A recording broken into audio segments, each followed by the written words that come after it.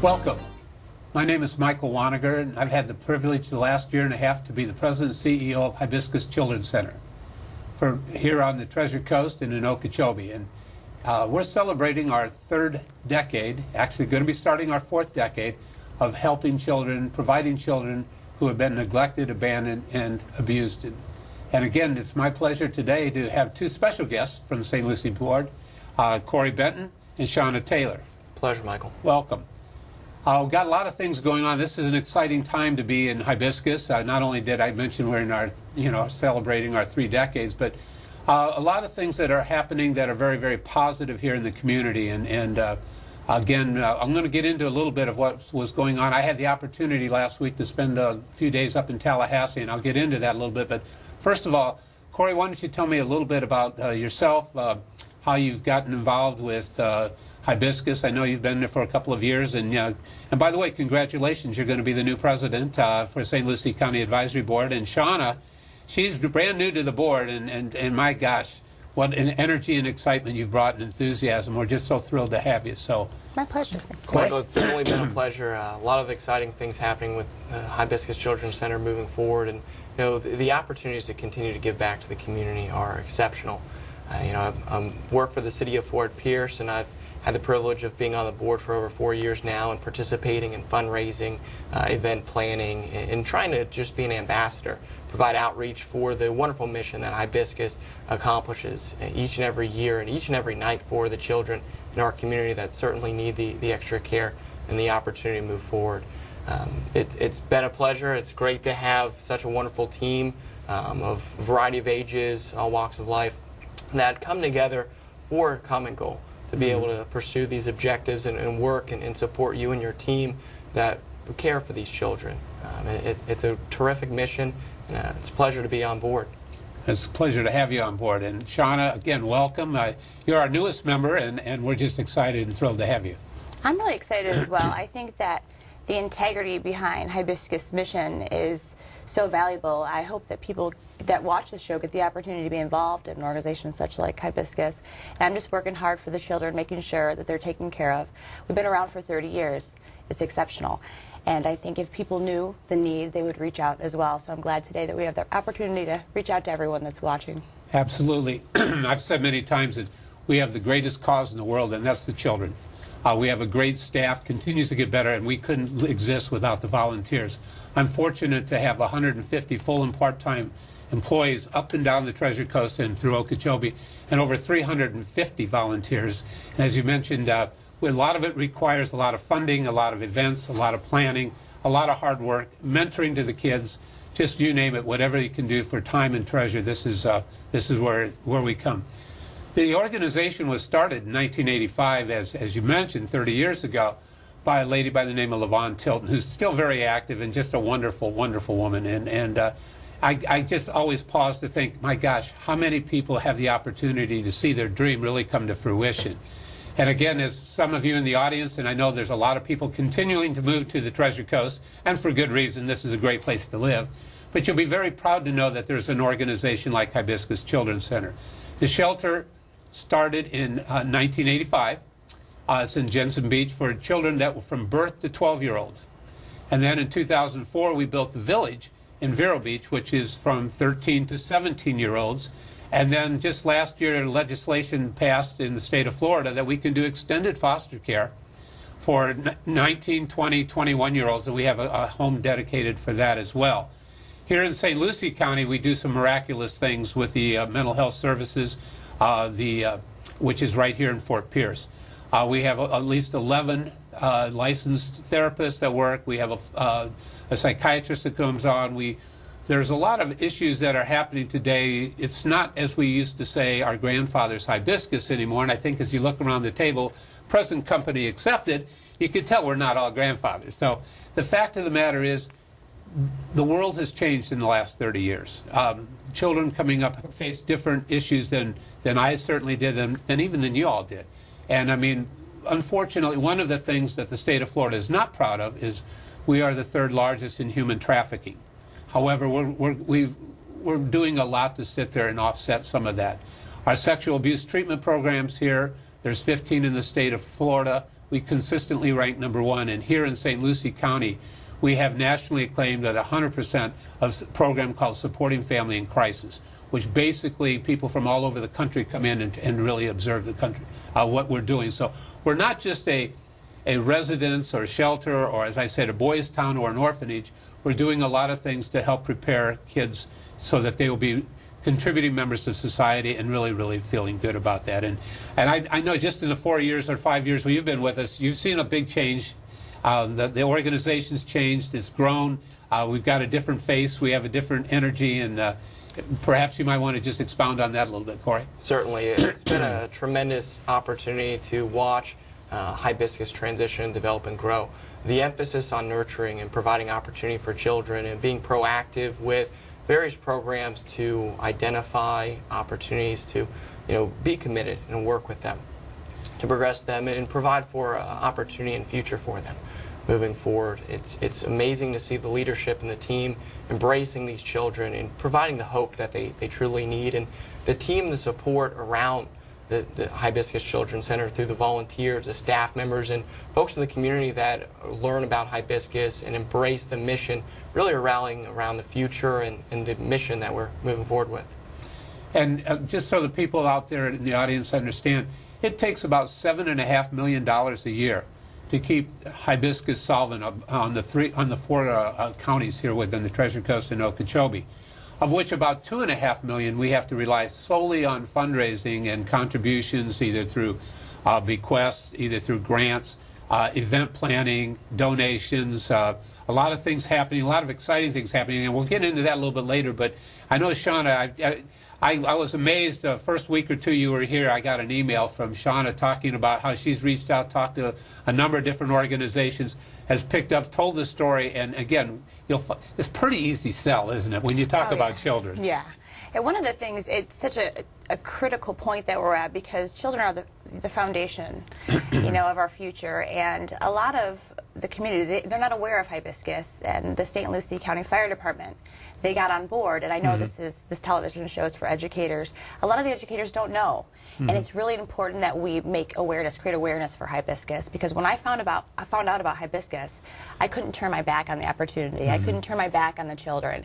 It was almost a non-negotiable for me, Michael, and I took into consideration my time, of course, like everyone else does, but how can you turn away from children that need us? And they have to have this, because like I said again, it's a critical situation.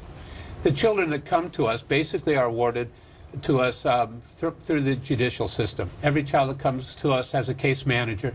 Generally, the problems that they've had come from substance abuse, family situations, or through domestic violence. And I've learned a lot, so much about what's happening in the world and how these children, through no fault of their own, have found themselves to be victimized. And basically, I always sit there and say, where would these children be today if there was no Hibiscus? And again, domestic violence is something that is very real. It's part of what happens in the world today. Hopefully we're making strides to sit there and address that. And most people think of domestic violence as either physical or sexual. And I've learned, even through going through a lot of the different programs and understanding, it really starts emotional. It doesn't get to be the physical or sexual side until there's a rebellion against the emotional abuse that many people have. And unfortunately, these children are in homes where they sit there and actually are seeing this. And it's interesting. A number of people that I've been in contact have told me confidentially that at some point in their life they were either a victim or they knew somebody who was. And that's why it's so endearing to them to sit there and say, what can I do to give back, to help get these children back to where they need to be so they can have some sense of normalcy, whatever normalcy is today in the world. So I think that's really important.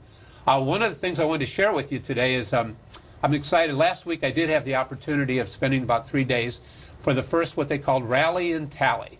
And it was basically people from all over the state through the Florida Coalition of Children, just a fantastic organization working with the Department of Children and Families, Gail Harrell, who is our representative here, who is just a phenomenal asset, and she represents this county so wonderfully.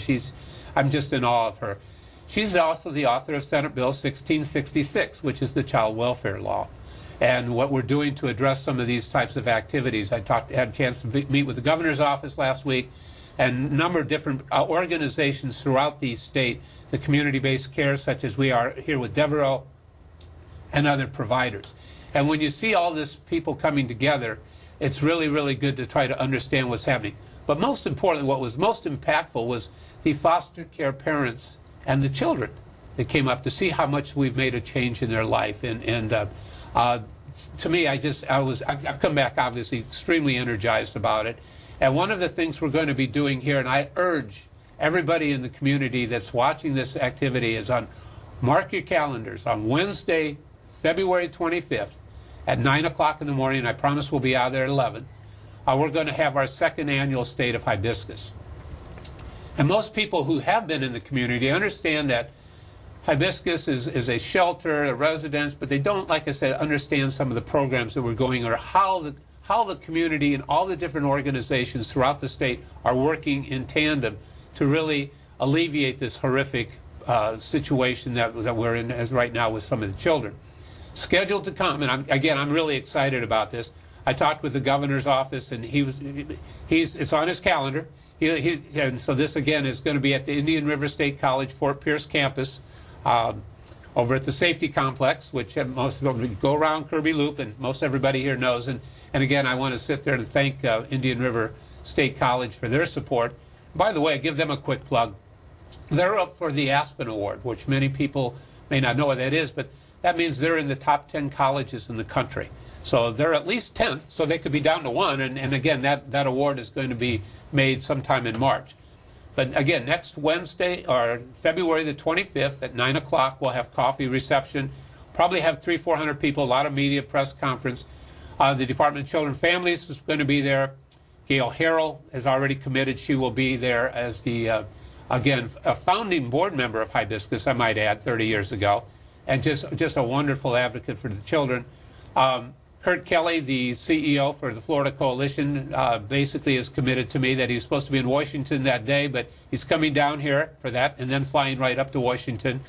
We'll have some local panelists, and then the real best part of the entire day is we'll have 2 or 3 of the children who have been through the program, and it is so moving and so touching to hear them say firsthand how Hibiscus Children's Center has basically saved their lives. I don't want to sit there. I just want to kind of give the audience a little bit of a tease, but if you have an opportunity on Wednesday, February 25th, Indian River State College, I can't plug it enough, from 9 o'clock to 11, bring a couple neighbors. Get to understand what Hibiscus is all about. You'll be very rewarded. And again, this community is so wonderful to have an organization like Hibiscus here, because without the community support, they wouldn't exist. So we start our 4th decade, and Sean, I'm going to talk to you a little bit. I know we do a little event stuff, and I know we've got, that week is kind of crazy for us. We have a fashion show in Martin County on Monday that raised, a couple $100,000 at Sailfish. We have the State of Hibiscus 2 on Wednesday. I know Saturday night we have the Wine and Dine, which we're all looking forward to that. And maybe you might want to talk a little bit about that, if you would. Oh, I'm excited to talk about that, Michael. A little bit of glamour and grit, I guess you could say. The Wine and Dine is going to be, and yeah, what a way to wrap up our week. Exactly. It's going to be quite exciting.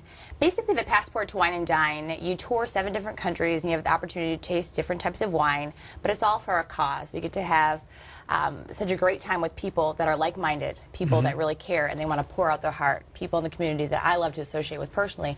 And what we're doing right now is we're reaching out to volunteers, of course. We want to cultivate a guild in St. Lucie County because we're rather new, and we're trying to bring the energy of all of Hibiscus and put it towards St. Lucie County because it is needed.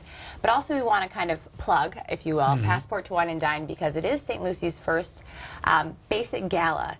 It's only $75 a ticket.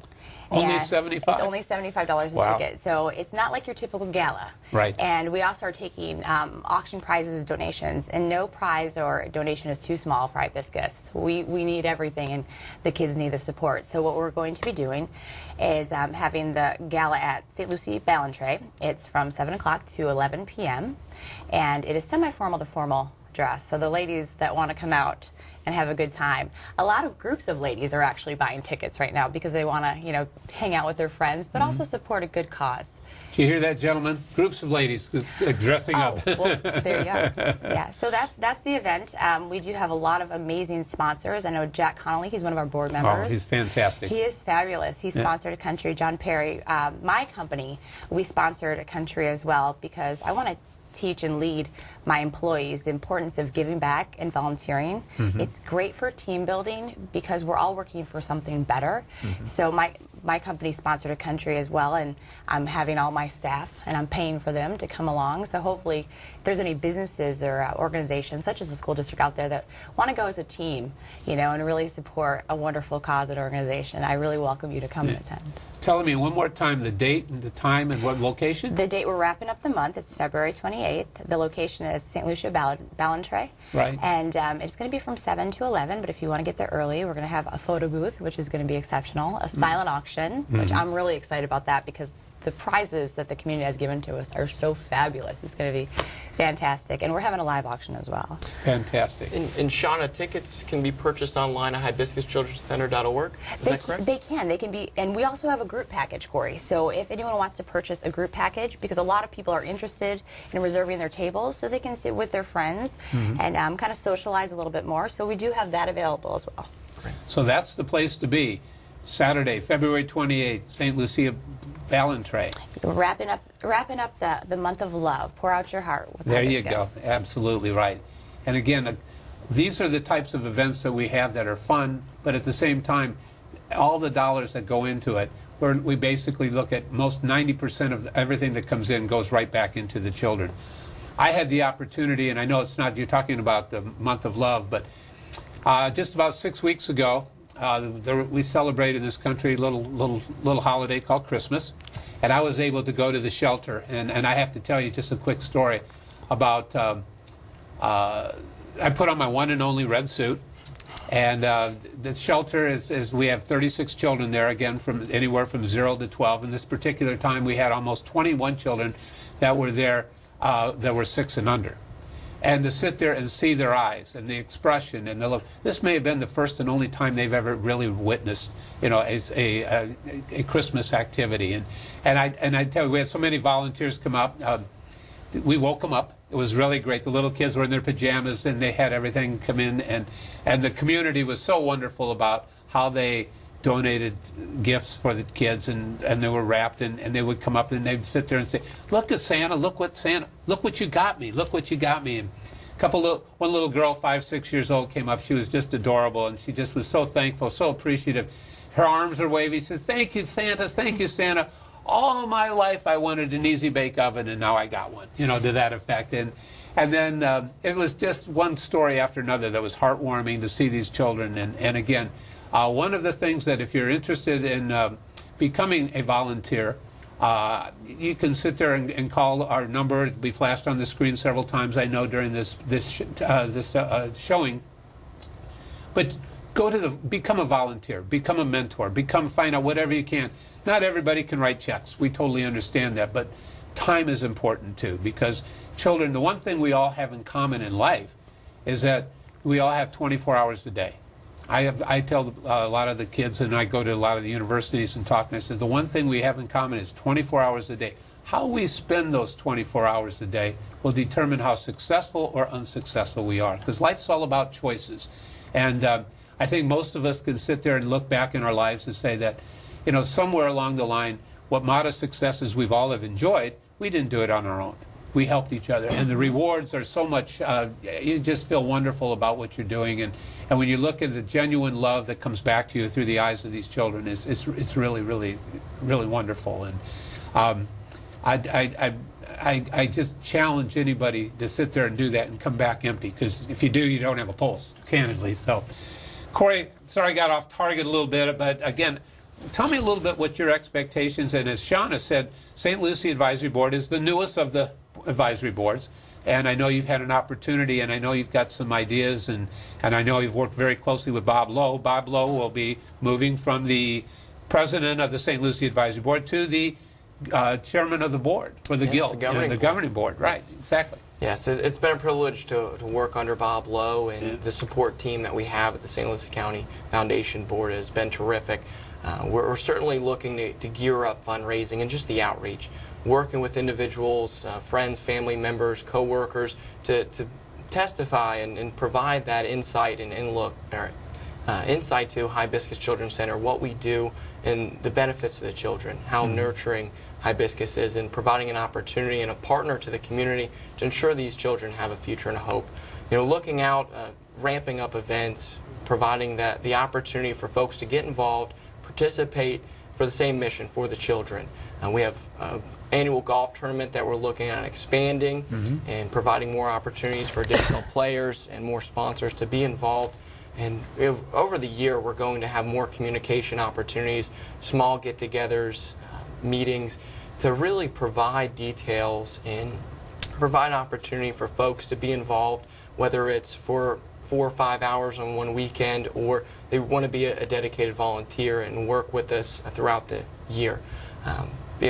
Making sure that folks are aware of the embrace and the opportunity that Hibiscus provides children in our community and the neighboring communities to work collectively towards this common goal and ensure collaboration with other organizations, agencies, and the state as we work to resolve some of these unfortunate issues that we have.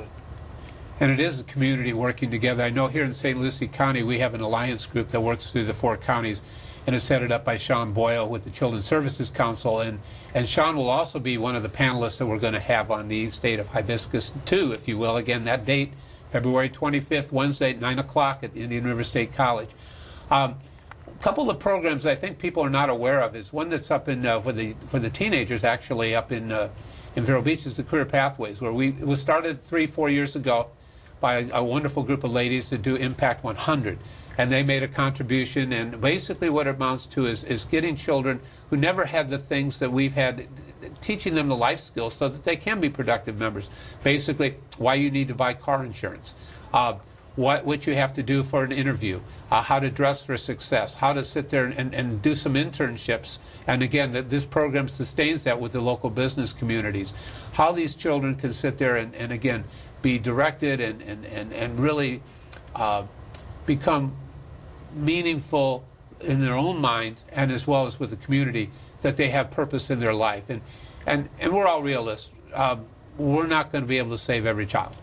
But the fact of the matter is we can save 1 or 2 at a time is very, very heartwarming. And I know this is one of the things that when we first talked, Shauna, that was near and dear to your heart because, again, what we're doing is we're making a difference in children's lives. Yeah, one of the things, when you told that story, I have a similar story, but not with a child at the shelter. He actually went through the program, and he always texts me and calls me. I hired him. He was an employee of mine, excellent, one of my best employees.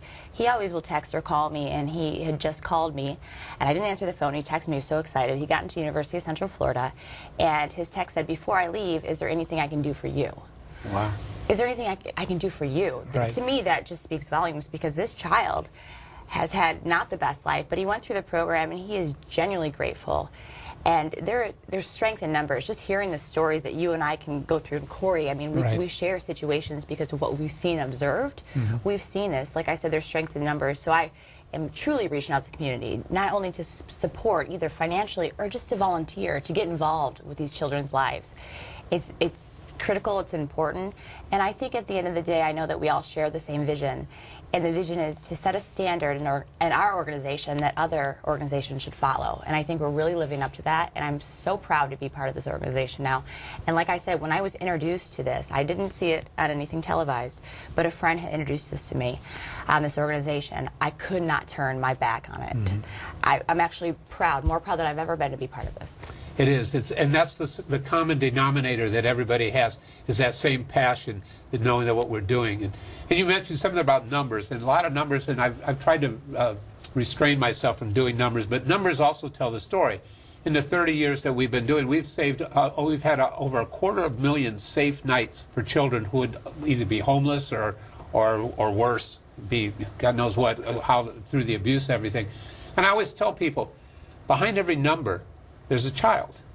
And behind every child, there's a story. And another one that comes to mind, one of the young ladies, she's a young lady now, who went through the program, and she will also be at the State of Hibiscus to tell her story because it comes right from the heart.